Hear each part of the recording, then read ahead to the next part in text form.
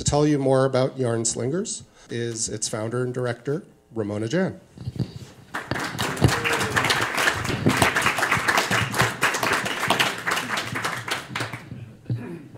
Our process is to read our stories in front of a live audience. We have a theme, which is female. The other criteria is that it has to be a first-person true story. So I will start. Females Lost and Found. Your cousin Andrea held my hand during your uncle's funeral, Mom began.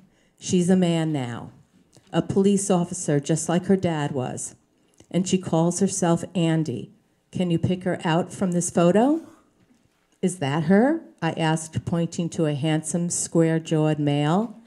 The only one I thought could possibly have been Andrea. No, growled Mom, that's Rachel. Can't you tell that's a girl? And then she pointed to a burly, bearded, beer-bellied man, a total stranger, and softly said, that's Andrea. And guess what? Mom added with fervor. She married the nurse who attended her. I hesitated to ask, was the nurse a man or woman? A female, groused Mom, peering at me through narrowed eyes. I remember Andrea, good-looking in a robust sort of way, pushing me on her cranky backyard swing. I must have been about 10 years old, and she maybe 16.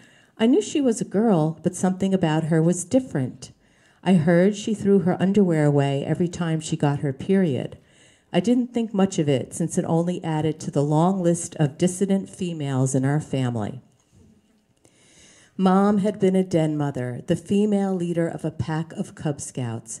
Because I was sandwiched between brothers and had no place to go, she enrolled me in the lair, which in the 60s was absolutely forbidden. My official uniform involved pants. Girls of my generation rarely got to wear pants. In pants, I could do anything. By the time I was 11, I could start a fire with 2 sticks, catch a frog with a single swoop of the net, bait a hook with a live worm, skin a catfish, grab a snake by the tail, paddle a canoe, wire a landline, carve my initials into wood with a hot torch, cannonball off a bridge, work a jackknife, ride a dirt bike, and more. All things considered boy stuff in which I was fiercely competitive. I had my own set of tools, hammers, screwdrivers, wrenches, and with these tools, my brothers and I turned my brand new baby carriage into a go-kart.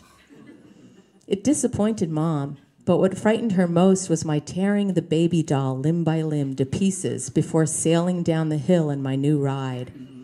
Afterwards, we all sat spread-eagle on a bench drinking sodas. Close your legs, Dad said, pointing a dagger-like finger at me. Why? I asked. Because you're a girl. And because Dad often didn't make sense, I asked Mom, why do I have to close my legs? Because that's how girls are supposed to sit. And with those words, a part of my soul shriveled up like a salted leech. You're a young lady now, she continued, skewing the subject. You gotta let the boys win sometimes. Beating them all the time will not serve you well in the long haul. It's not ladylike. I'm just trying my best to win, I said. Why don't you tell them not to win? Because they're going to be husbands and fathers someday, she explained. Husbands need jobs, and the job market is competitive. Girls have the option of marrying. Marriage was beginning to sound like the thing you did when you were out of options. She's a woman now, Mother announced to the entire family, fully embarrassing me on the day of my first period. I thought about throwing my underwear in the trash like Andrea. But what good would it do? At school, I was sent home with a note that said I couldn't return without a bra and no more see-through blouses. In an effort to stay free, I did a test. I put a pencil under each breast, and if it fell to the ground, I wouldn't have to wear a bra. With 5 pencils holding under each, I surrendered at age 12 to a hoisted and holstered life sentence. Pair that with sewing and cooking chores, mandatory for me, but not for any of my brothers. Skills I felt would naturally excuse me from home economics. Of course, I had to ask, can I take wood shop instead? No, you'll distract the boys, came the answer that left me with the impression that boys were weak and unfocused. A point that further baffled when as early as 6th grade, every girl wanted one. What a hunk, said a friend one day as we passed a 20-something road worker, shirtless, suntanned, and blonde, his muscles heaving as he raked a molten black top so noxious it was hard for me to breathe. I turned away. I just wanted to run. And so I did, up the hill away from my cocky friend and the stench of hot new gunk on the road, a last attempt at escaping the inevitable.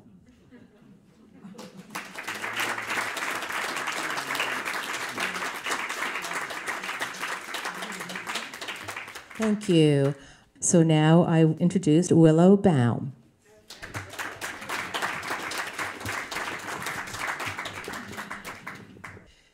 In the lobby of a Columbus Circle skyscraper, I run into Richard, the young guy I've been avoiding. He's swimming in a white button-down shirt. I heard that he and his girlfriend broke up. He's much thinner than I remember, even his nose. Breakups in your late 20s can just be devastating. My ex-husband works for Richard's dad in the Midwestern office of a hotshot agency. Richard transferred to the New York office, just a few floors below my client. What are the odds? Richard's been messaging me to suggest lunch. We barely know each other. My ex and I had him over once for a home-cooked meal and strawberry rhubarb pie. Maybe the guy's heartsick and sees me as a motherly figure. No, Richard's mom probably put him up to this, asking me to lunch. She must still feel sorry for me. Or Richard's mom might see me as a heartless, home-wrecking narcissist. She would have heard my ex's version of events, and he paints himself as the innocent victim destroyed by me. Uh-oh. Over lunch at the bustling bistro with the tin ceiling, I strain to hear soft-spoken Richard. We skate the surface of work, of his parents, of my stepkids, his search for an affordable Brooklyn pad. When I get home, I need a 2-hour nap. On a Saturday night, just days after lunch with Richard, I stream out of a comedy show with Rayanne. Rayanne and I moved to Brooklyn together. We share rent, a bed, and are partners, more or less. Rayanne and I crossed 9th Avenue toward the nonprofit we've been meaning to check out. It offers education for people interested in bondage, dominance, and submission. A kindly dominatrix we met at a mixer for Brooklyn newcomers told us about it. The dominatrix had indulged my questions. Can you set your own hours? How does this pay? Are you 1099? I was still pissed that the subprime mortgage meltdown wrecked my parents' retirement savings.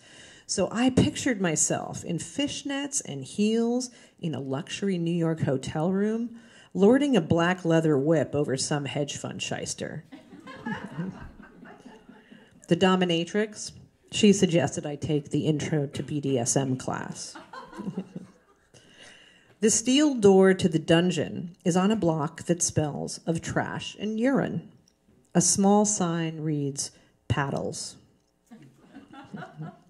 Rayanne and I descend the cinder block walled staircase painted high gloss black. We arrive 10 minutes into a presentation on the history of spanking.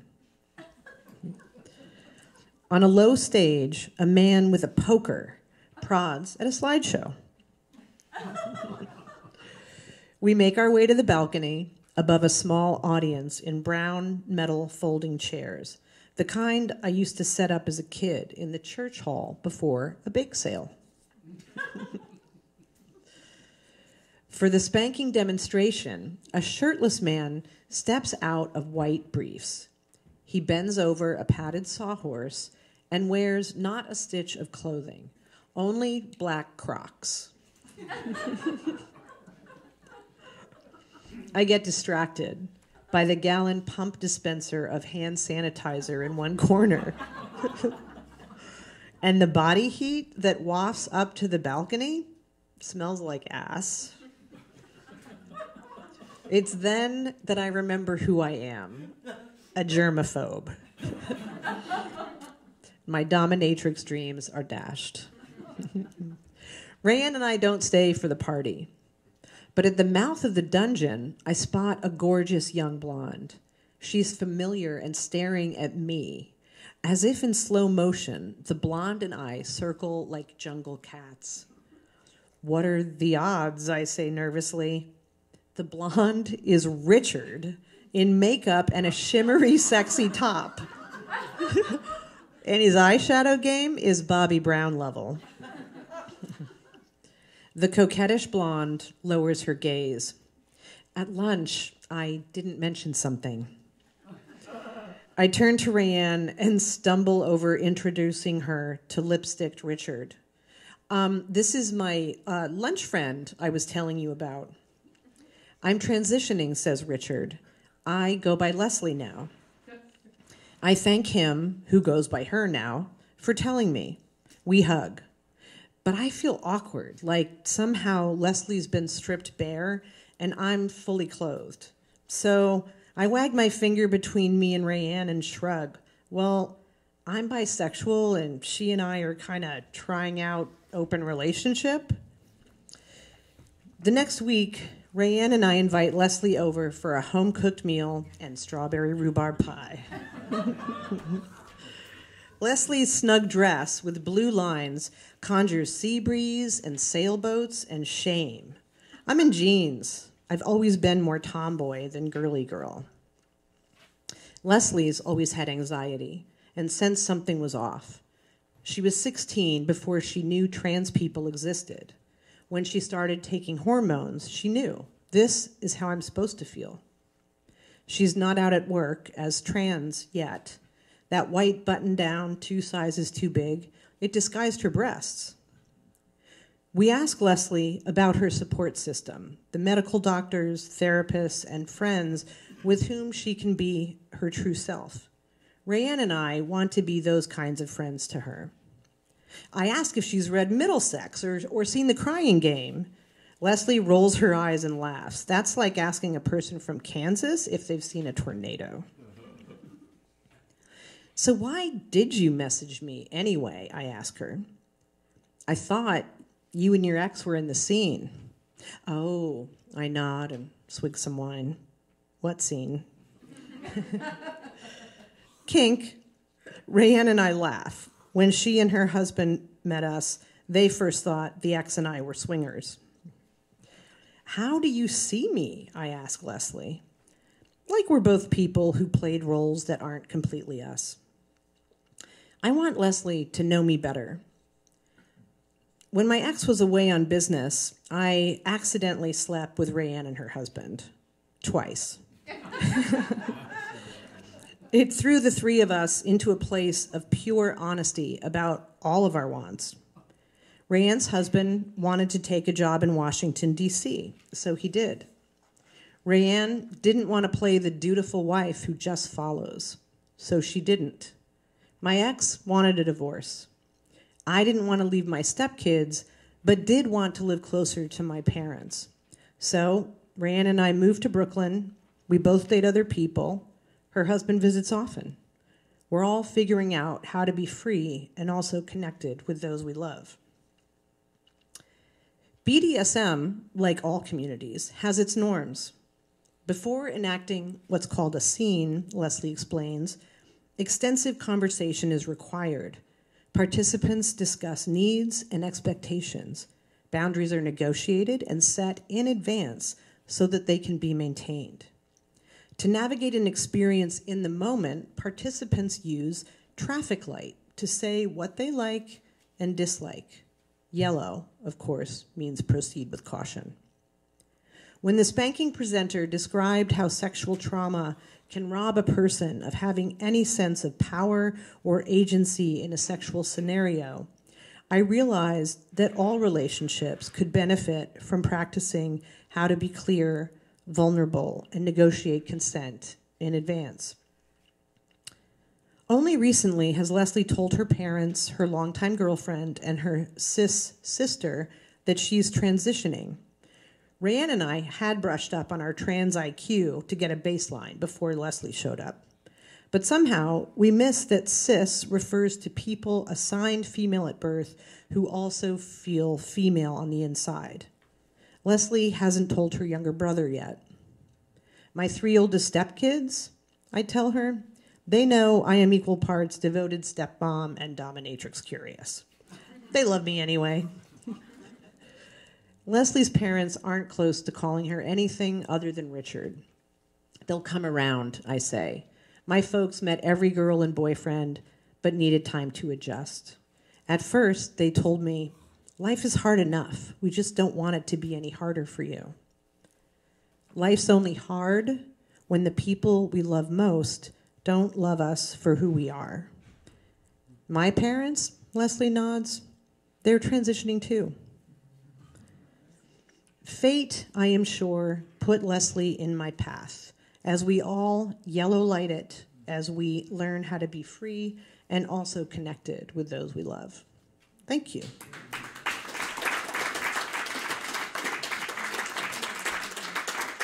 Next up, Pamela Zaitchick.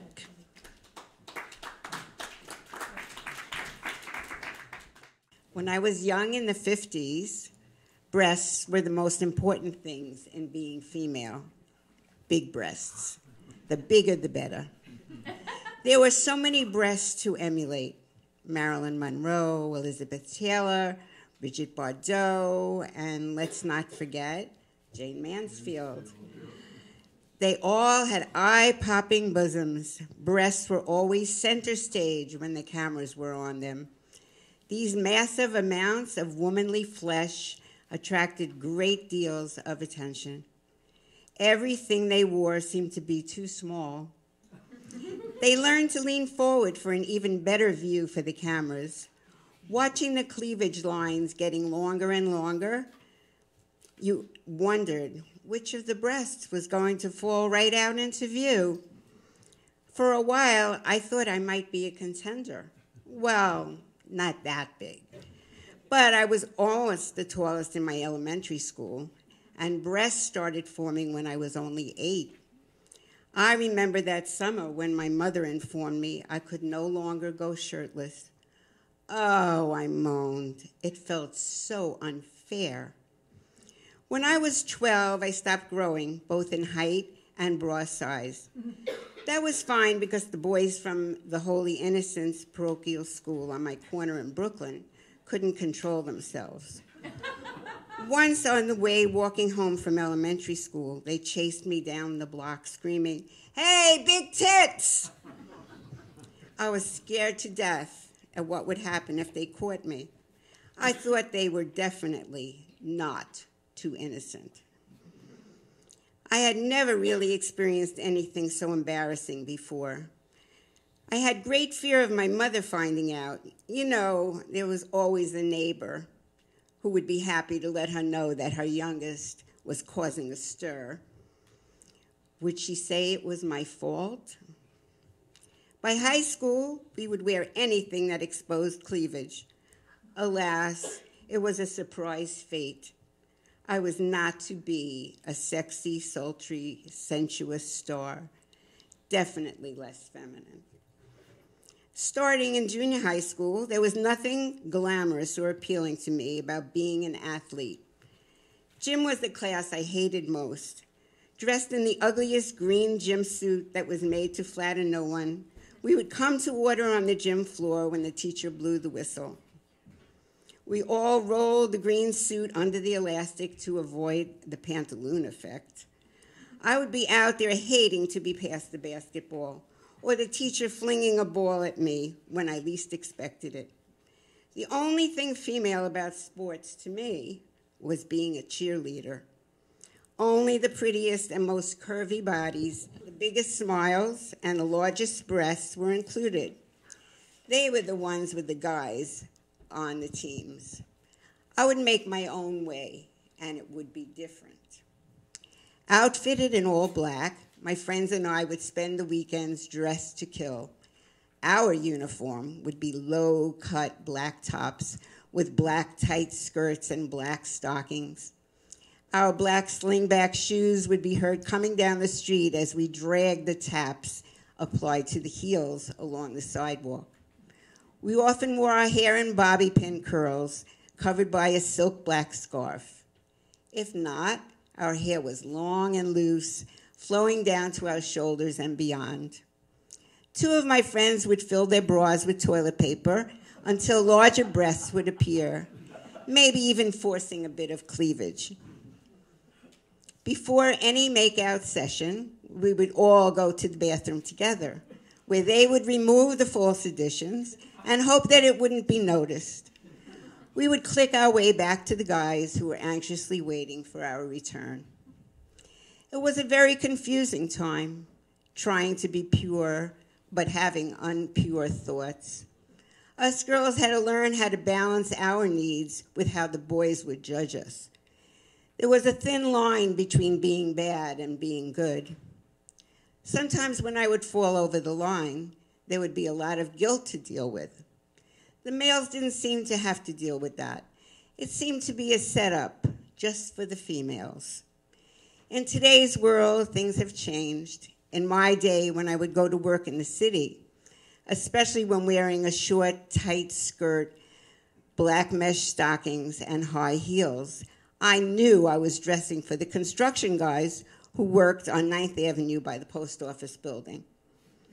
If I didn't elicit a whistle or a comment about how great I looked, it would be a bit disappointing day. Today, women deny that they're dressing for men's attention. They just want to look good for themselves, they say. I say, okay, being female is a very large container, and now there is room for all.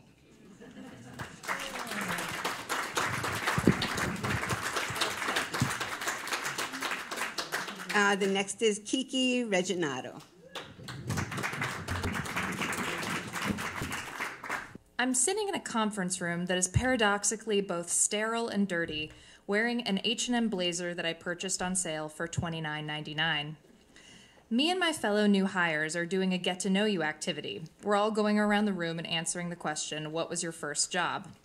I've learned through giving truthful answers to this question that will inevitably make everyone uncomfortable, that the answer that you're supposed to give if you're female is babysitting.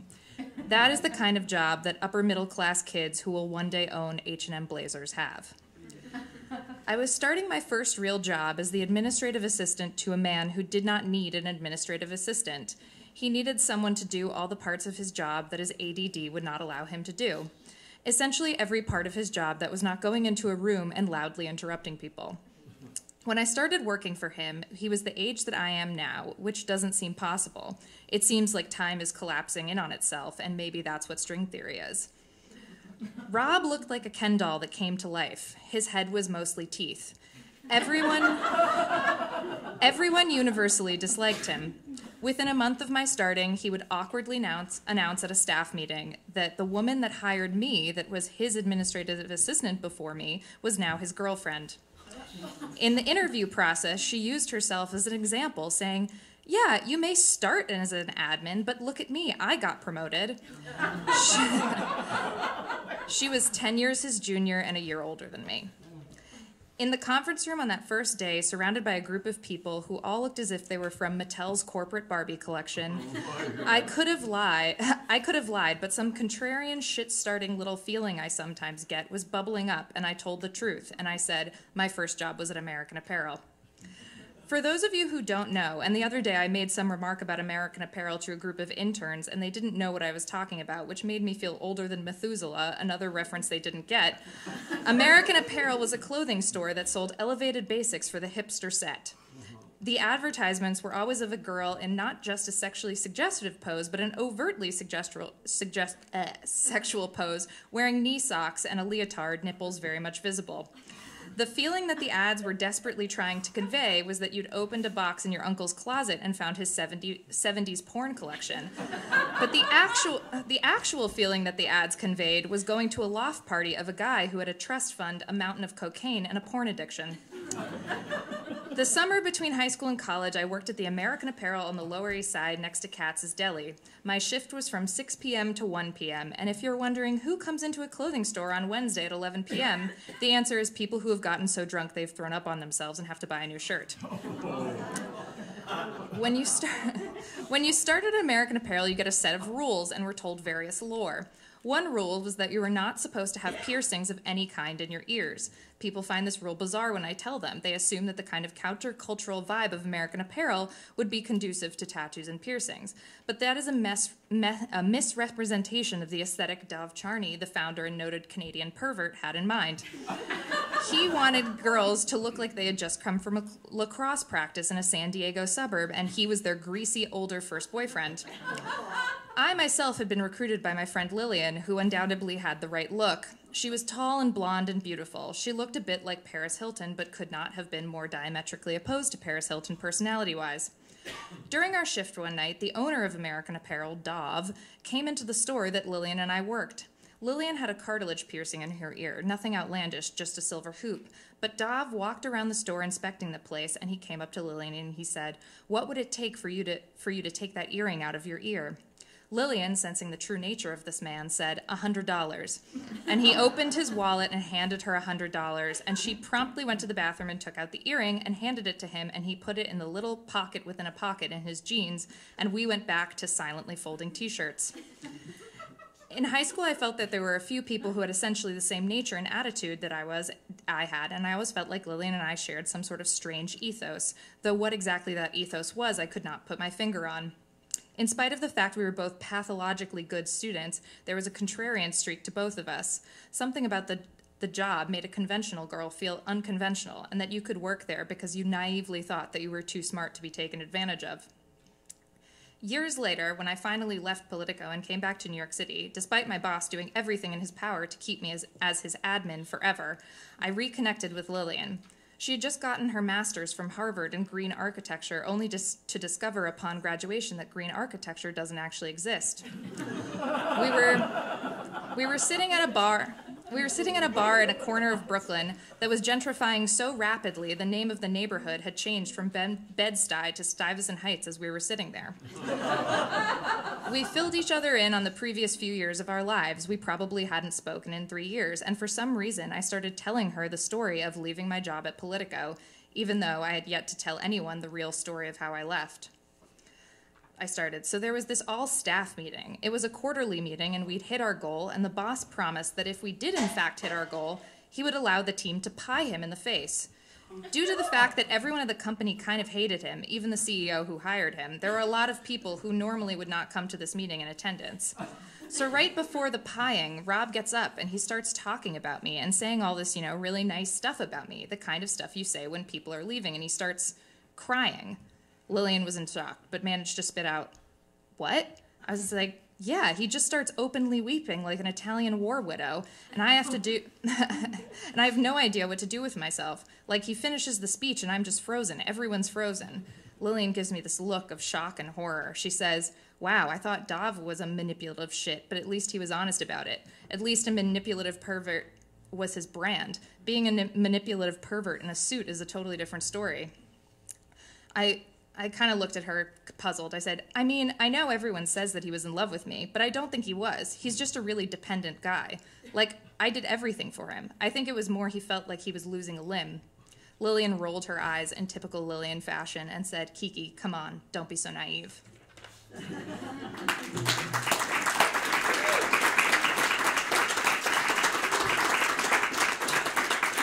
All right. I would like to introduce Glenn of Trees.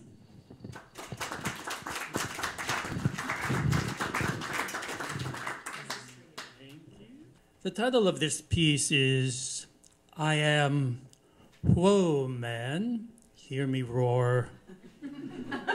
Don't be messing with my fine china. To set the record straight, I am from Venus. Further, I was outed at a women's gathering and publicly pronounced as a goddess with a penis. That blew it for me to enter the Mr. Universe contest, as if I would. But queerer images have come to light about this multidimensional, like the astrologer who said, "Your humor comes from Uranus." He might have gotten the planet wrong, but he got the meat of why I embodied on Earth.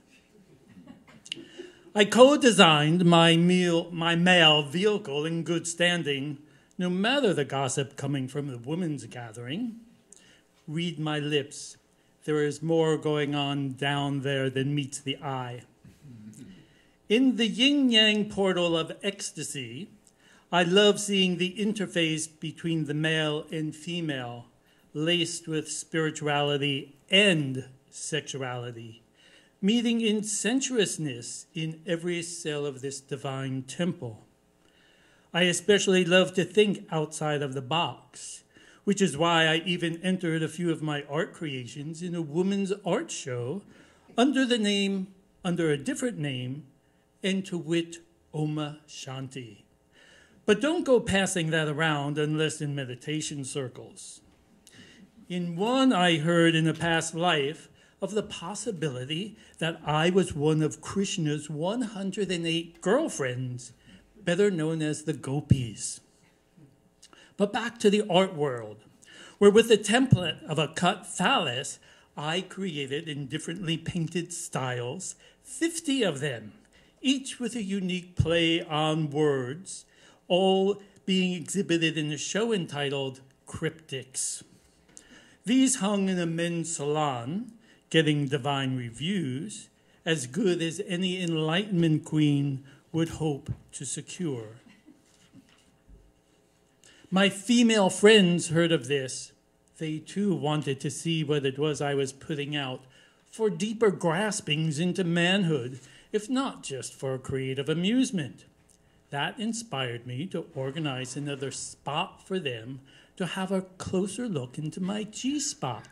God, what a joy they got out of being able to laugh at these things as much as they did when learning how to read Dick and Jane and come spot come. When I too felt in the beginning the first words of "my country 'tis of thee" was all about the female energy within the tree of life. We do have so much to reinstate, for male dominance came to squash the divine female in both the male and female. Often I get a snatch at a flashback in hot pursuit to when my dear, bold friend, Annie Sprinkle, left being a porn star to come to be a New Age mentor in her own right.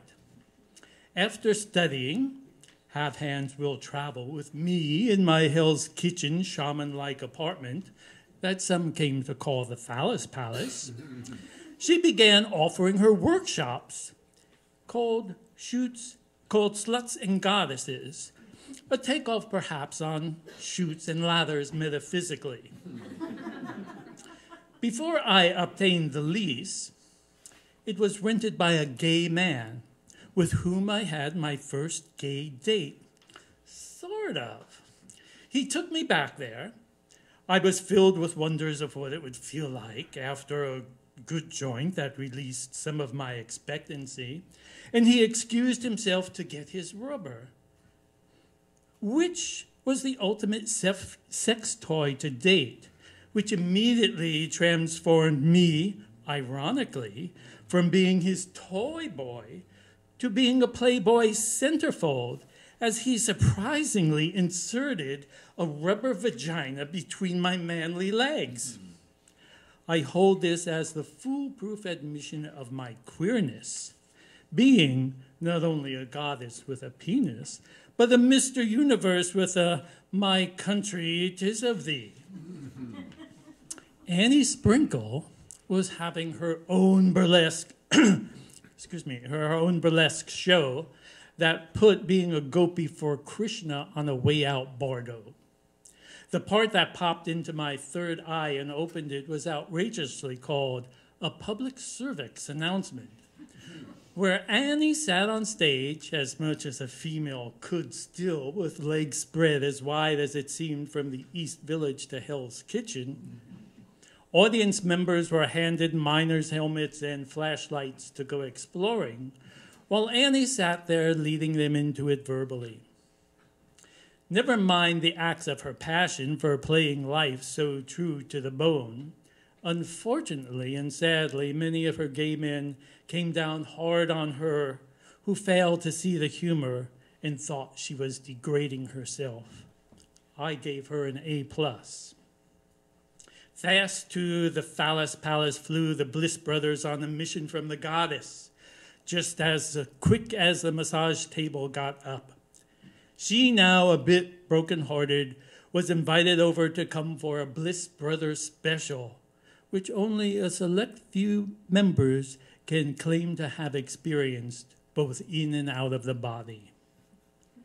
After presenting Annie, to wit this gift of an already laid out Tree of Life tarot reading, we invited her to sit on the table and observe the sacred objects from around the Phallus Palace.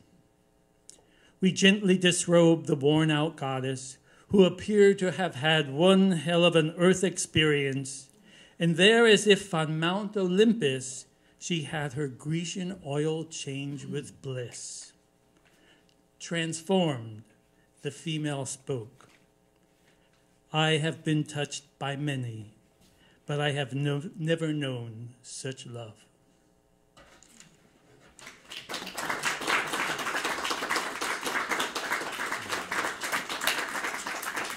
And Bill Fellenberg.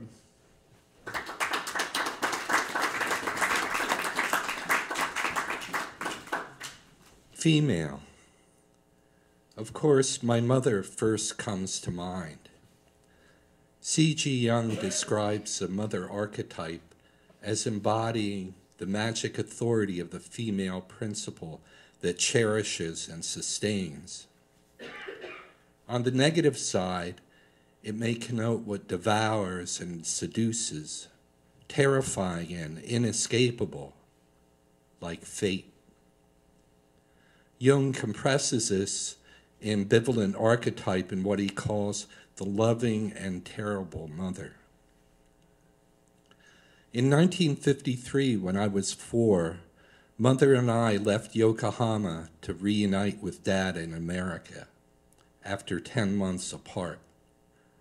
We were exuberant and perfect, newly arrived on the greenest side of Earth, finally together. Pictures testify to our happiness. I'm usually in the middle, flanked by my mother, Sachiko, and my father, Bill.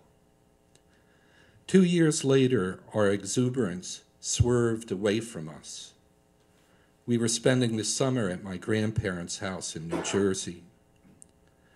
Looking back, I remember a feeling like something dangerous was loping toward us. It reached us during a sticky August night while everyone else slept. Mother shook me awake and whispered that we were returning to Yokohama. Helping me get dressed, she'd asked if I'd go with her. I nodded yes. Had I been older, I would have known that hitchhiking to Yokohama was a crazy idea. But when you're sick and your mother's crazy, and it's your mother's crazy idea, you don't argue because you love your mother. I asked if we should tell them that we were going. She knew who I meant, but said, never mind, we go on vacation. I grabbed a rabbit's foot and my compass, but couldn't find my penknife. They brought good luck. We snuck out my window to avoid opening the creaky front door. Walking in the humid dark, Mother's heels clicked on the pavement. Mother stopped opposite a local tavern. Magically, a car stopped for us. In broken English, Mother said we needed to go to Newark Airport. He said something smart like, "It's your lucky night," and told Mother to put her suitcase in the back.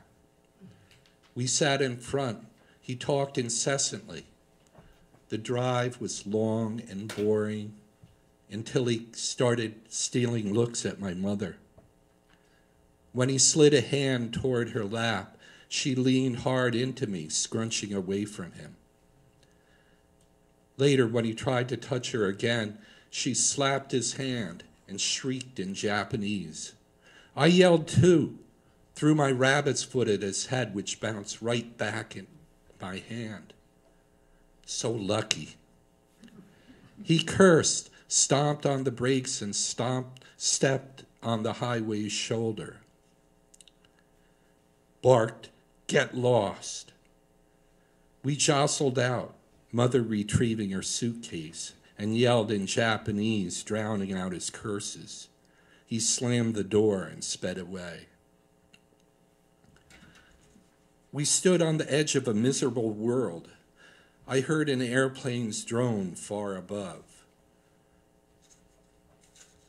A neon sign on the opposite side beckoned us, a motel. Mother grabbed my hand and luggage. We scrambled across the highway. Cars roared by, horns blared, headlights skipped over Mother's face.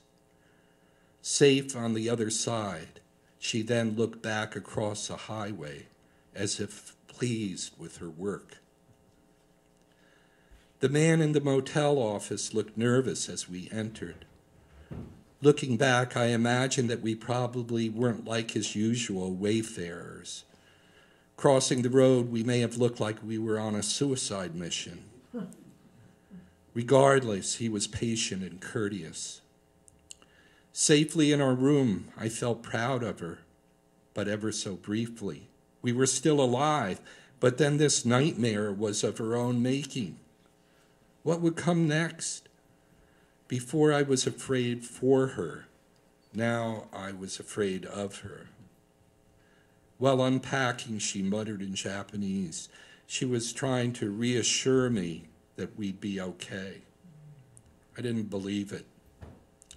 She arranged objects on a dresser to accompany her praying. I watched her from my bed. Mother lit incense and bowed before a tiny Buddha. After praying to our ancestors, she said that Yokohama would have to wait. Next time, she would plan better. When that time comes, would I again go with her? When I say yes, my voice sounds like it belongs to someone else. Always my Akachan, she says. I sank into the strange bed, but stayed awake. Are you asleep, Akachan? I kept my eyes shut. I wondered about Dad, Grandma, and Grandpa. Would they take us back? When Mother wakes me in the morning, I feel I never slept. She calls Dad. I cross fingers that they will not fight. When he picks me up, they barely speak. Dad clenches the steering wheel. As Mother stares through the windshield, I think, this is how you make your eyes dead. I'm afraid of my parents' ferocious silence and stop looking. I rub my cheap yellow compass, its needle frozen in place, just like us. When we get home, Grandma says, I'm just glad you're both home in one piece. No one says anything more. That was that. Through the rest of the summer, I play outside as often as I can, try to forget a night that no one else seems to remember. What was the thing that loped toward me that night long ago? It's hard for an adult to understand, but impossible for a 6-year-old. Now, as an old man looking back, I think it was fate wobbling toward me, its belly swollen with evidence that exuberance and perfection cannot last forever. Even so, there is imperfect love, if we are lucky, which is enough to hope for.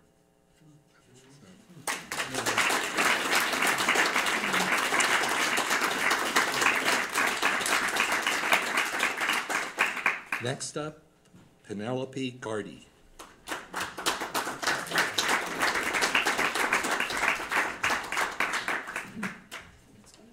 I have a question. Am I feminine or female? My family very early labeled me as quintessentially feminine. I was a girly girl, happy in my world of dolls and dresses and ballet lessons. As a teenager, I begged for makeup and displayed an exaggerated interest in boys. When a young adult, I moved to France, complete with bouffant hairdo and a faux leopard coat.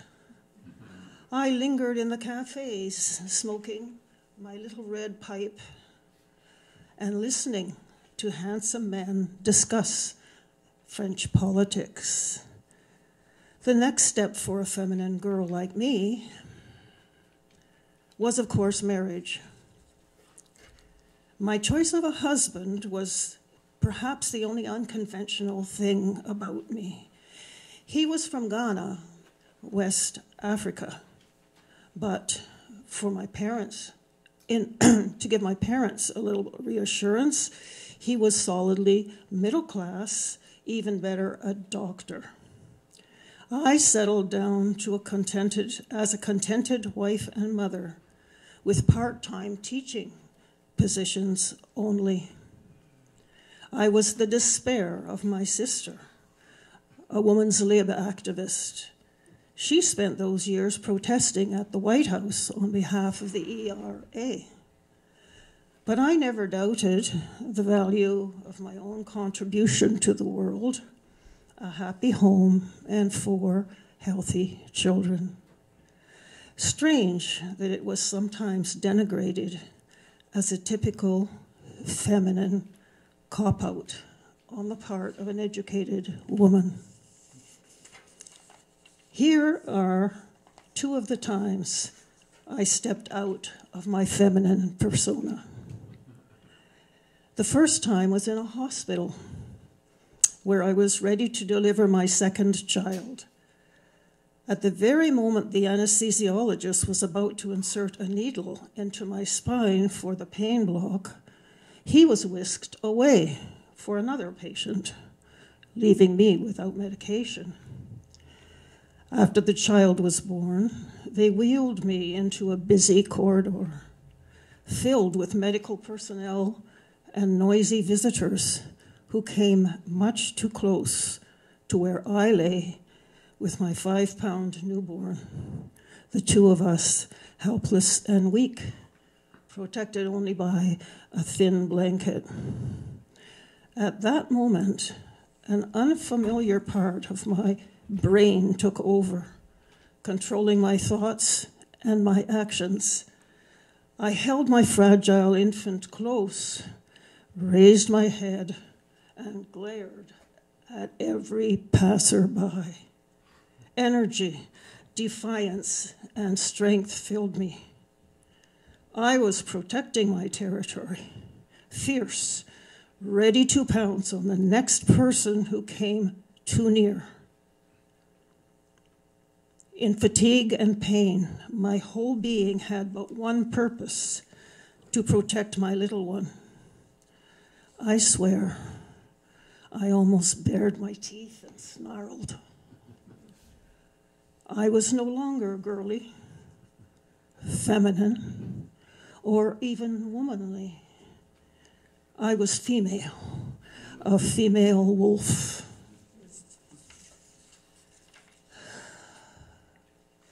If this story were fiction, Such a transformation would have led to a new insight into my life, an interest in the very different me. But as soon as I was given a room and we were safe, the strange change in my character faded. My female self became a memory. Soon we moved from Toronto to Boston for my husband's graduate fellowship in surgery. One day, more than a decade later, my husband unexpectedly took me aside and gave me the following speech. And I quote, I wish I could do his accent, but I can't. When we got married, he said, we promised ourselves our children would be raised in West Africa, where they will not be exposed to the damage American racism can do to their self-esteem. We have put off that promise too long. The children must spend the rest of their formative years in Ghana, where skin color is of little importance. You should take them to Ghana by yourself. I cannot leave my practice now, but I will wind things up here and join you in Ghana when possible. Well, he was right about one thing, the children. Now they were teenagers and preteens. More of their time was spent outside the safe environment of our home, for they were identified as Black. Boston was no longer the right place for my children to grow up, for I had no control over society's racism. But I was shocked, speechless, by what else was in his proposition. I was to go to Africa alone, with the kids, without him. Impossible. Ghana was a military dictatorship at that time, and in a period of economic hardship and scarcity. A country situated only 5 degrees above the equator, with serious endemic diseases like malaria. How would I manage difficult living conditions alone in a culture not my own? The female in me came to the rescue again with the same strength it had years previously. It stifled my doubts and erased fear. Like a female wolf who shifts her den, if it is no longer safe, I would remove my cubs from Boston and offer them a life of self-affirmation in a Black country. The female would go by herself. Let the male of the pack follow when so inclined. I set off to Africa a mere month later, on my own with my children, shocking everyone. My female self remained on alert for those years in Ghana as I overcame difficulties and dangers on my own and watched my Canadian Ghanaian children at ease with their color develop their promised potential. The question remains, which is the real me, feminine or female?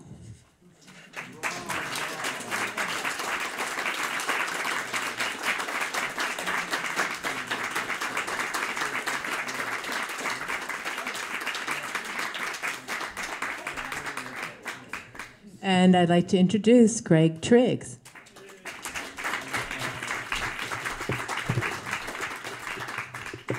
Thank you. Sam, I am what I am. My friend Sam died recently, too soon, too painfully. Sammy didn't dwell on pain. Joy was his domain. He rejected cruelty. Sam embraced crinoline. Miss Sammy was an exceptional drag artist. Sparkling eyes, dazzling smile, laughter will always be his legacy. He should have died suddenly, ironically without suffering. Better he got run off the road by a semi-trailer full of pride flags. Were he here, I would tell him cancer is obviously caused by the wearing of poodle-cut acrylic wigs. He would have howled. Sam was my anti-mame. Fabulous chaos served on a mid-century platter of fun. His home was a place where anything could happen. Sam had 2 sibling poodles he neglected to get fixed. They had inbred puppies, and he kept one. Lesson learned, ignore judgment, embrace joy. That big, stupid dog was always happy. He'd walk into walls, but everyone did at Sam's house. The drinks were just that good. Sam lived with his sister-in-law, Marcy, the wife of his gay brother, Steve.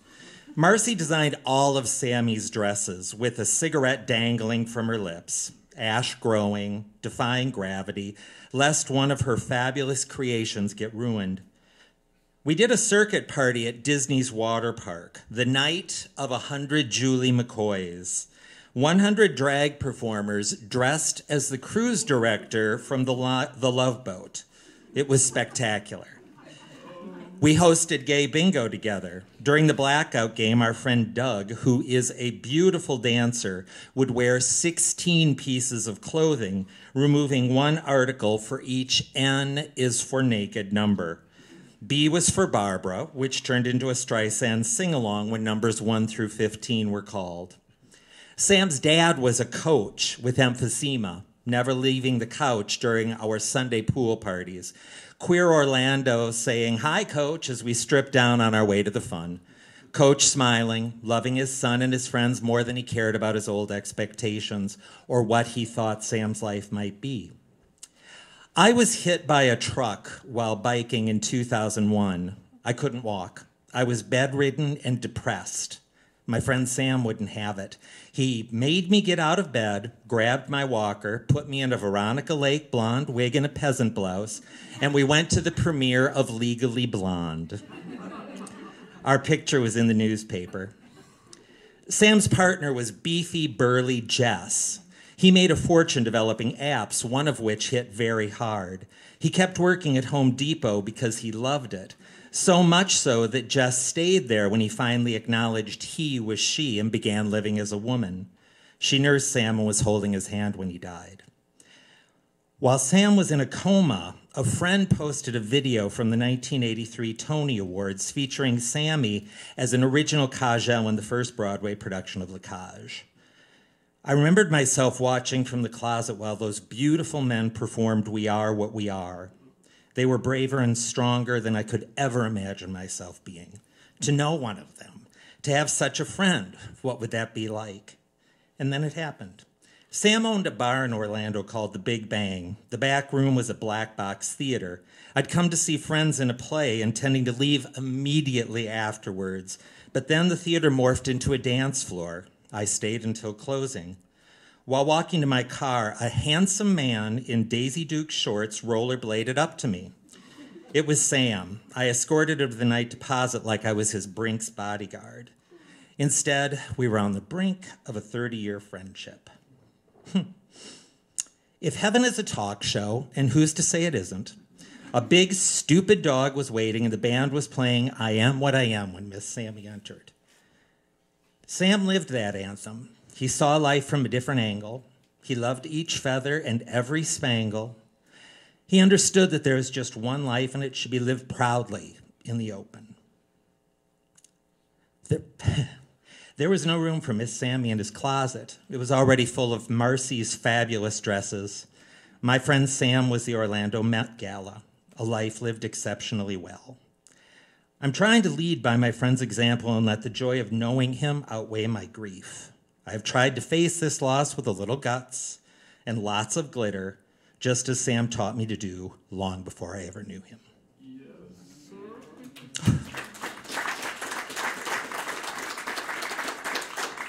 and bringing it home, we have Isabel Braverman.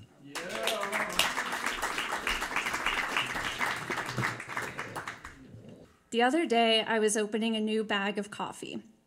The bag had that little dotted line with scissors, indicating to cut here. However, the line was below the little plastic thingy that you use to close the bag. That doesn't make sense, I thought to myself. I should be cutting above the plastic thingy that closes the bag.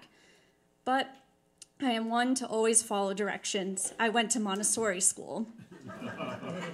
And who knows, maybe it works out in some mysterious way. Maybe it's an advanced feat of engineering. I had two choices. I went with cutting on the dotted line. After the last scissor snip, the plastic thingy lifted right off the bag, leaving no way to close it. Well, that was stupid, I thought. I was standing in our new kitchen. Well, not new, but new to us. And it wasn't ours, per se. We had moved into a rental house. We had to move because our old landlord said we had 30 days to get out, due to them wanting to close the house down and not wanting to sell it. The 30 days just so happened to be 2 days before our wedding. I asked for an extension, and after a little back and forth, our former landlord agreed to let us stay until the end of the month, after which we found a very nice house right down the road and moved in. Anyways, back to the coffee bag and my stupidity. Moving into a new house and getting married, all within a matter of a few days, was obviously some pretty big life changes. I started to think about the concept of being a housewife.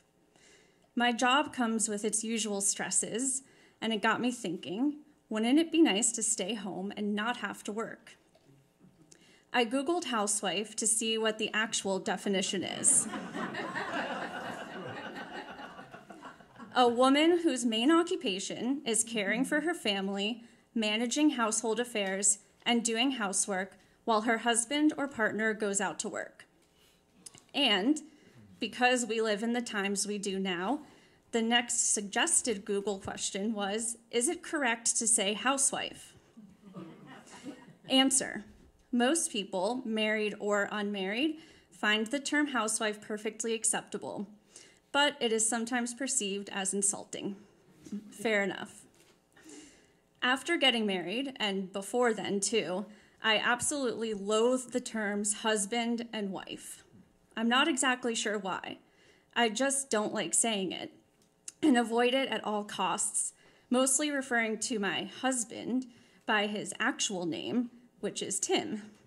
And don't even get me started on hubby. Back to the house. We were all moved in, and it was great, much nicer than the old house. I decided I wanted to make a roasted chicken. I had never made one before, and it looked like it would be quite delicious. I procured the chicken and vegetables and threw it all in a pan. Well, actually, I made my husband, Tim, put the chicken in because raw meat is gross and I can't bring myself to touch it. An hour or so later, I checked the pan in the oven. As I opened the door, some steam escaped and I felt the makeup on my face melt a little bit. Why was I wearing makeup? Oh yeah, I had done a reading earlier that day and put some on. Oh God, this is what a housewife feels like, wearing makeup and slaving over a hot stove. Except it's not correct to use the term slave anymore. In true housewife fashion, I did burn the roasted chicken a little bit. Not the chicken, but just the vegetables burnt on the bottom. I am ready. I don't have any children, but we do have a cat. Time to quit my job and be a stay-at-home Isabel.